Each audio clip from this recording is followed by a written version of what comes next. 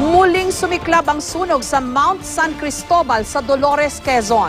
Ayon sa Bureau of Fire Protection, umabot na sa 100 ektarya ang lawak ng pinsala. Hinihinalang nagsimula ang sunog sa kandilang iniwan na naman ng mga umakyat na pilgrim, kaya tuluyan ang isinara sa publiko ang bundok. May report si Oscar Oida.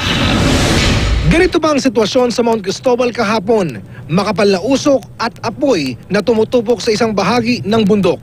Pasado alas 7 kaninang umaga nang sumama kami sa pag-inspeksyon ng BFP sa nasusunog na bahagi ng Mount San Cristobal sa Sitio Acacia, Barangay Santa Lucia, Dolores, Quezon. Nang makitang wala na ni usok, nagdeklara na sila ng fire out. Nagbago yung wind direction ng apoy ng hangin, kaya naapula na sir agad yung apoy. Pero ang inakala nilang tapos ng sunog, hindi pa pala. 7:57 ng umaga na ideklarang fire out ng BFP ang sunog sa bundok na ito, pero nagulat ang lahat pasado alas 9 ng umaga nang muling sumiklab ang apoy doon naman sa may kaliwang bahagi ng nasunog na bundok. Baka ubusin ho yung buong maberding yan eh. Baka ubusin mo. Baka hanggang bukas pa ho yun, utay-utay pa yan. Ang problema talagang hindi kayang abutin ng ng fire truck to. Kasi almost 3 kilometers doon sa nasusunog na area yung lugar. Maaring gumapang ang apoy at nang muli mag-init ang panahon, sumiklab na naman ang sunog.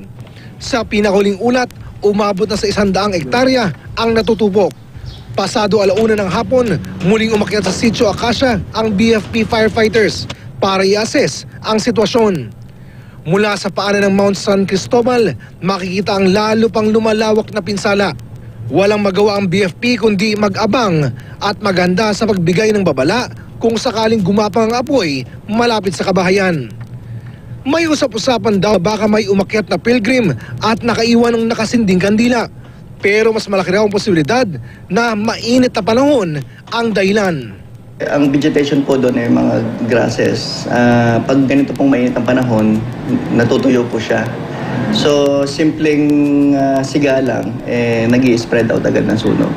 Pero para makasiguro, ipinagbawal na ng Protected Area Management Board o PAMB ang pag-akyat sa bundok ng San Cristobal sa mga turista, mountaineers at pilgrims.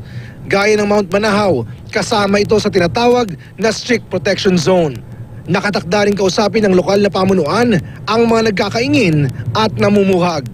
Ipapatawag namin yung lahat ng nagkakaingin tomorrow para isang guni sa kanila na siguro kausapin namin na kailangan mag-ingat talaga. Oscar Oida, GMA News.